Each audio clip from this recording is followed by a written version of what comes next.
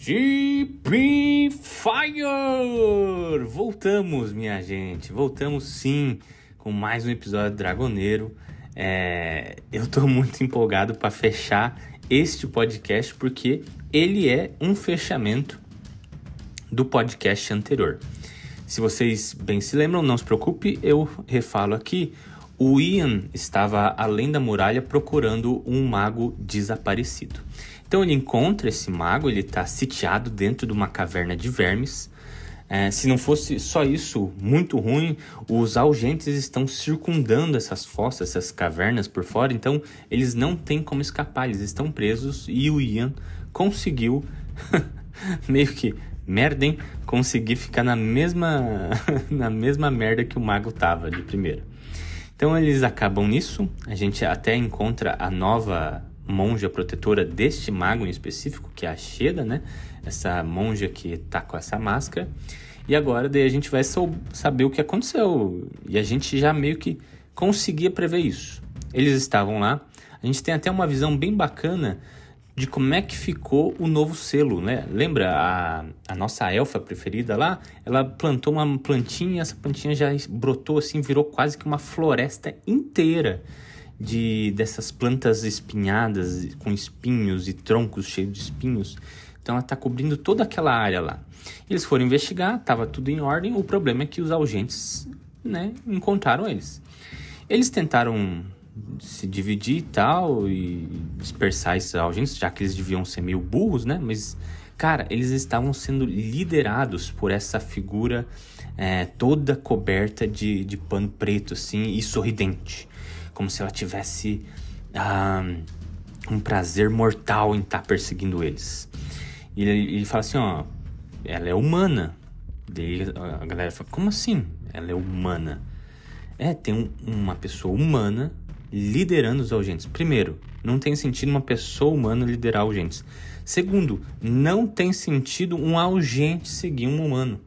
Tá muito doida essa história, né? Mas é fodinho, então eles ali começam a plotar, assim, tipo, um plano para eles escapar. E a solução que eles estão, assim, tendendo a ir é a parada de eles usar os farnes, né? Os farnes são esses paquidermos peludos.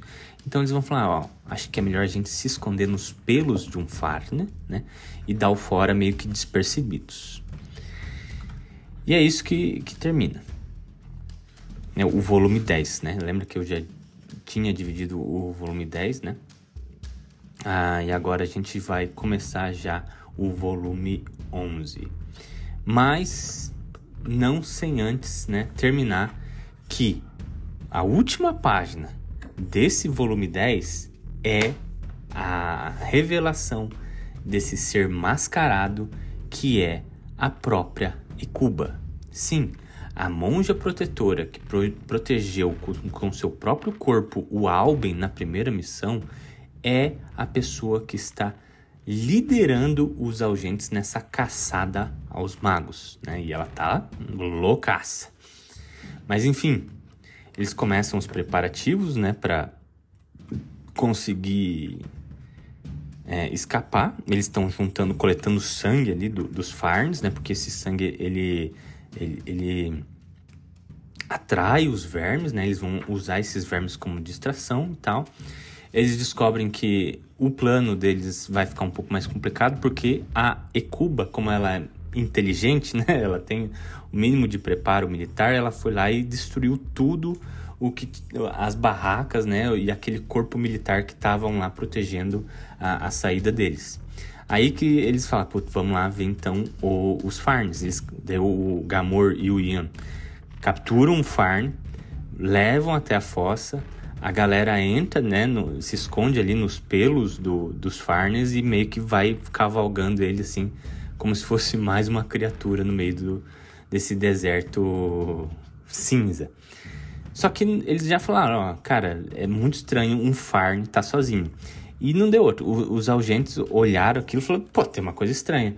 Então eles foram atrás do farn, né? Nisso começa mais uma tentativa de escapar, né? Eles dão, vai farn, corre mais rápido, né?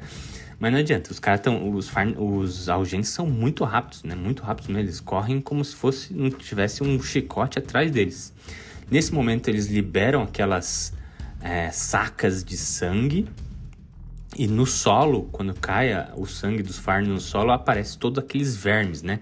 Então entra uma luta entre os vermes e os Algentes, porque os vermes estão começando a comer os Algentes também, que estão molhados naquele sangue. E nisso, pelo menos, dá certo contra os Algentes. Quem não cai nessa é a líder dos Algentes, que é a Hecuba, né? Cavalgando aquele dinossauro. Ela vai de encontro aos caras e...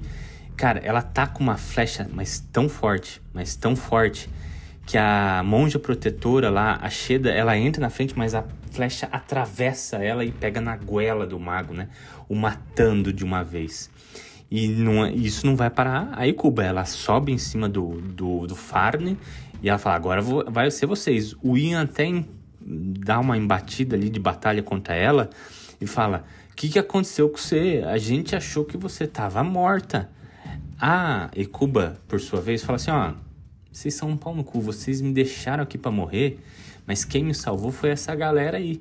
Essa galera pegou, me tratou, me fizeram como se fosse uma deles, e agora eu quero a vingança contra todos os magos e os pau no cus que me traíram.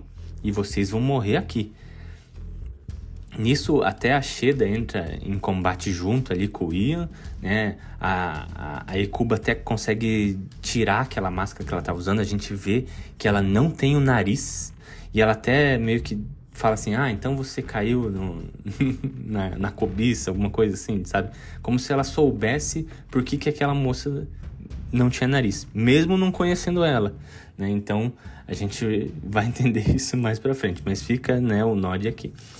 Nisso, o Ian falou assim, então, ó, já que você tá maluco, a gente vai ter que lutar até a morte, hein? Porque, puta merda. Mas nisso aparece já um dirigível, porque eles estão muito próximos da muralha.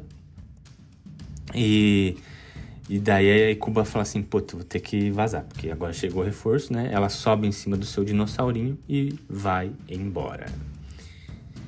Nisso, o Ian retorna, né, com aquela galera que tava junto na caverna com o mago, menos o mago, né?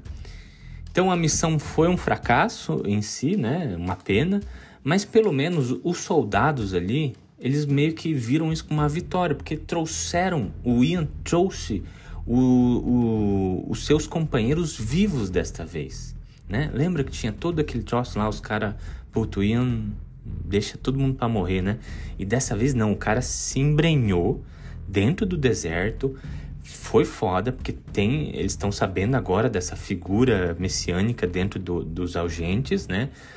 Matou um mago, mas mesmo assim o cara trouxe os fiéis companheiros soldados de volta. Então o cara é ponta firme, né? Então pelo menos foi uma vitória pessoal do Ian, onde ele se prova de novo para essa corporação da Guarda Vermelha ali, que ele é um cara digno, né? O que a gente já sabe disso, mas pro resto do mundo de Arondar precisava de uma missão dessa para eles conseguirem verem. Então, essa história vai terminar ali num ritmo meio agridoce, porque a Sheda tá falando, eu vou embora, né? Falhei na minha missão em proteger o Luresindo. Muito provavelmente eu vou perder a vida, tá? O Ian fala assim, eu mandei uma carta para todo mundo, inclusive para a galera imperial, né? Que tem uma coisa muito nefasta com esses Algentes. E eu acredito que isso pode suavizar a tua pena, tá? Porque você foi muito importante, né? Ela protegeu o mago durante todo esse tempo lá na Caverna de Sal, né? E ainda ajudou ali na batalha contra o mago, né? Então ela fez coisa para um cacete, né? Mas a gente vai ver o que isso vai dar nas próximas histórias. Então, e também, né, eu acho que mais agridoce ainda, a gente descobre, né, o Ian termina a história se perguntando, Hecuba, o que os caras fizeram com você? Você era uma fiel companheira da nossa party, da nossa primeira party, e agora você tá nessa de ser a líder dos Algentes, o povo mais perigoso dessas terras, né? Então a gente termina de cabeça explodindo. que caralho está acontecendo? Então é por isso que eu estava muito empolgado para fazer essa história.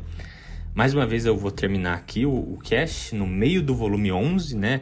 Inclusive, o volume 11 se chama Dragoneiro, a Rainha dos Algentes, minha gente.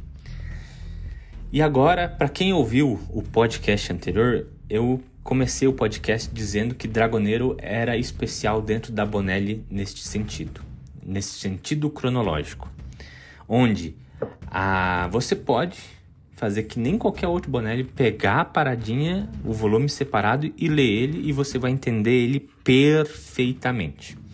Isso acontece em Dragoneiro também. Mas, diferente dos outros Bonellis, aqui a cronologia ela pesa um pouquinho mais, assim, de levemente a mais. Por quê? A Hecuba era um personagem importante na primeira missão, mas importante, ela protegia o Loresindo. Quem ouviu o podcast viu eu ficando malucaço com os rituais das monjas, né? Que aquelas monjas, elas são criadas para proteger e fazer o que o mago, um velho decrépito, mandar, né? Que já é doentio por si só.